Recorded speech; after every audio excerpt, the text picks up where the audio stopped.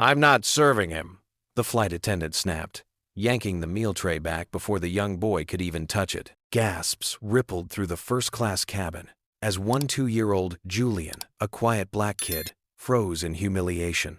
His wide eyes brimmed with confusion as his stomach growled. Passengers stared, stunned by the open cruelty. But no one was prepared for what would happen next when Julian's father slowly rose from his seat. The day had started like magic for Julian Vance. First-class travel was new to him. The leather seats, the soft towels, the quiet professionalism. His father, Marcus, sat beside him in a tailored suit, focused on documents but smiling when his son pressed against the window. Julian had been most excited for the meal service. His sister once told him about real plates, silverware, warm rolls, so different from economy snacks. When the service cart rolled down the aisle, Brenda, the attendant, greeted passengers with bright smiles. "Chicken or fish?" she asked row by row. Julian sat straighter, ready to choose. But Brenda skipped him, as if he were invisible, moving to the seat behind. "Excuse me," Julian whispered. "I didn't get to choose my meal." Her smile vanished. "We don't have meals for economy upgrades," she said coldly. "But I'm in first class, seat 3 amperes. Policy is policy, sweetie. Maybe next time your family should purchase the right tickets." The word landed like poison. Across the aisle, an older woman, Mrs. Davies, frowned in outrage. Julian's cheeks burned. "Did I do something wrong?" he murmured. Brenda ignored him, serving others. Silence thickened. His father finally closed his tablet. "How are you feeling, buddy?" "I'm okay," Julian whispered, though his voice cracked. "Hungry?" Marcus asked. Julian nodded. His father handed him a bag of nuts from his carry-on. Brenda appeared instantly. "Outside food isn't permitted in first class, sir. Policy. I'm feeding my son nuts I bought in your terminal. Policy is policy." Julian's small voice broke the tension. "I don't understand why you're being mean to me. What did I do wrong?" Brenda's mask slipped. "Children need to learn their place. Consider it a lesson." Marcus quietly returned the nuts to his bag. "Sometimes, son, people show you who they are, and sometimes they pick the wrong person to show it to." Minutes later, Mrs. Davies leaned over with crackers. "Here, dear, have some." Before Julian could take them, Brenda cut in. "Ma'am, keep your food. We don't allow sharing." "Since when is feeding a child against policy, Mrs.?" Davies shot back. Brenda's composure cracked. "Some people need to learn their place. Children like him don't belong in first class." Phones appeared instantly as passengers began recording. Julian looked up. "But this is my seat. My dad bought my ticket," Brenda sneered. "Sweetie, there are places for people like you, and this isn't one. Economy is where you're more comfortable." "Mrs." Davies stood, voice sharp. "That is the most disgusting thing I've ever heard on an airplane." "Sit down or I'll report you as disruptive," Brenda threatened. "Report me for standing against racism?" The word racism echoed through the cabin. Faces turned, cameras zoomed in. Brenda flushed but pushed forward. She looked directly at Marcus. "Sir, teach your son appropriate behavior.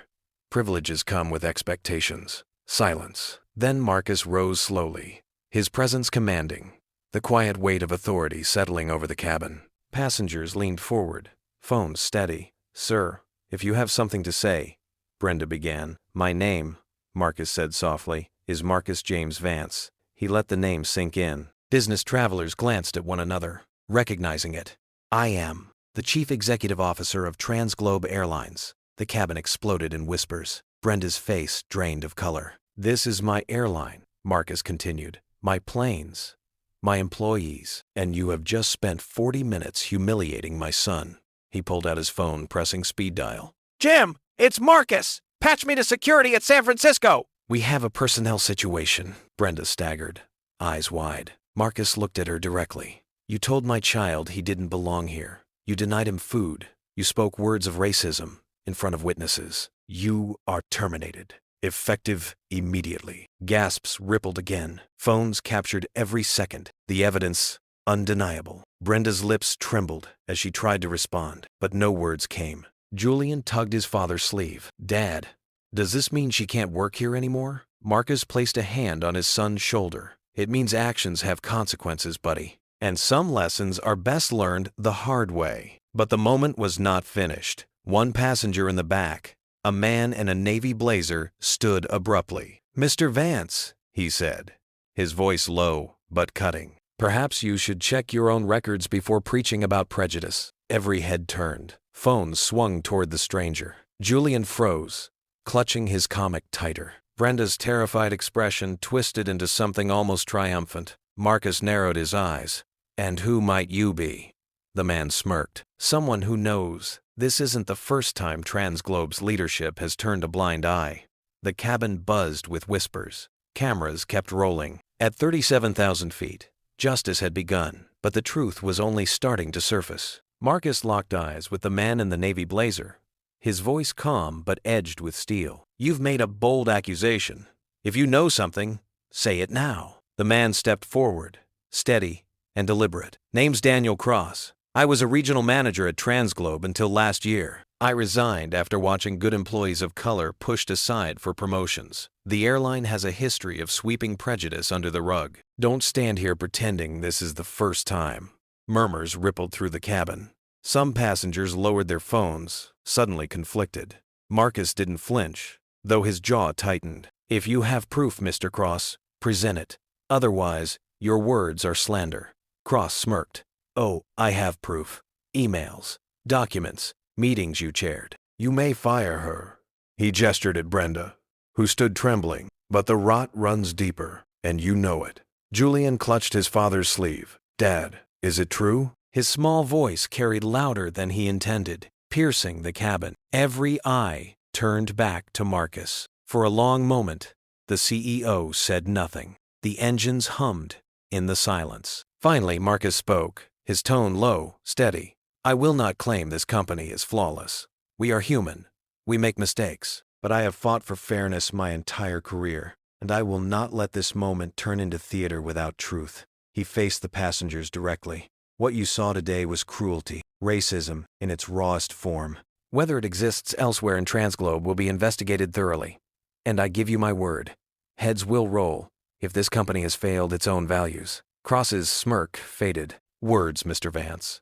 Just words." "No," Marcus said firmly. "Accountability. Starting here, starting now." He raised his phone again. "Jim, connect me with the board. Emergency session when we land. I want every complaint in the last 5 years on my desk. No filter." He ended the call and looked back at Cross. "If you have evidence, Mr. Cross, deliver it. I'll see it addressed." The man hesitated, caught off guard by the unexpected openness. Passengers watched intently, whispering, recording. Finally, Cross nodded slowly. "Fine, you'll have it." Julian tugged at his comic book nervously.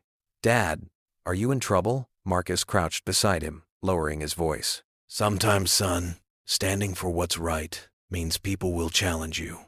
But truth is never afraid of light." Mrs. Davies leaned over, placing a gentle hand on Julian's arm. "You're a brave boy. Don't let anyone make you feel small." The flight attendants at the back, shaken but silent until now, finally stepped forward. One of them, a young man named Peter, spoke nervously. "Mr. Vance, on behalf of the crew, we're sorry. Brenda doesn't represent us.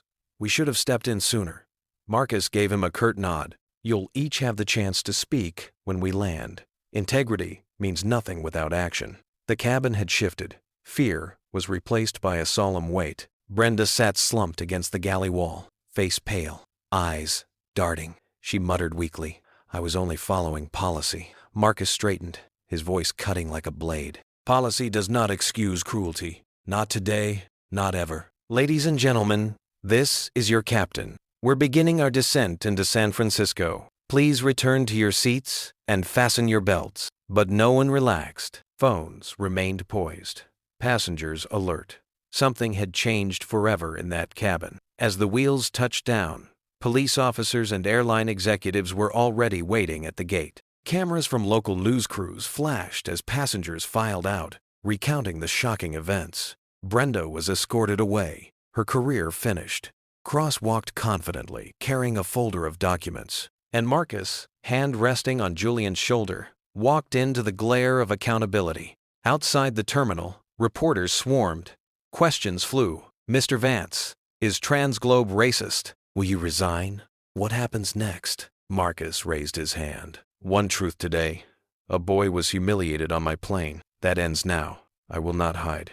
Investigations start immediately, and the public will see the results. Julian looked up at him, eyes wide. Will people forgive? Marcus smiled faintly. Forgiveness comes after justice, son. We'll fight for that first. Cross stepped beside them, reporters swarming both men. For a brief moment, adversaries stood shoulder to shoulder under the weight of history. And as cameras flashed, Julian clutched his comic book tighter, realizing that the story unfolding wasn't just about airplanes or policy. It was about courage.